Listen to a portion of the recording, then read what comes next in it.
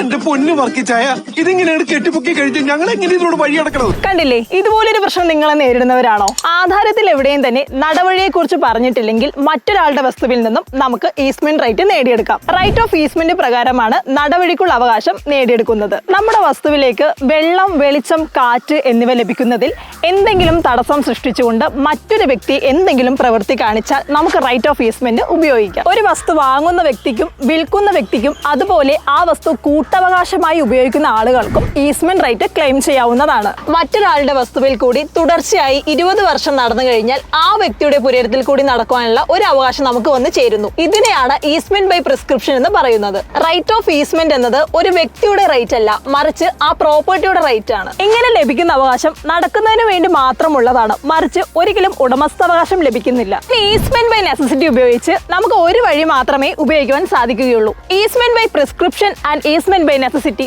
ഇവ രണ്ടും സിവിൽ കോടതി വഴി വ്യവഹാരം നൽകി അവകാശം നേടിയെടുക്കാവുന്നതാണ്. ആധാരത്തിൽ വഴി പറഞ്ഞിട്ടുണ്ടെന്ന് വിചാരിക്കുക. എതിർ കക്ഷി ആ വഴി ഉപയോഗിക്കാൻ തടസ്സപ്പെടുത്തുകയാണെങ്കിൽ നമുക്ക് നേരിട്ട് RDOയ്ക്ക് പരാതിപ്പെടാം. നടവഴി പോലും ഇല്ലാത്ത വ്യക്തികൾക്കും കുടുംബങ്ങൾക്കും എങ്ങനെ നടവഴി നേടിയെടുക്കാം എന്നുള്ളതാണ് easement by prescription and necessity.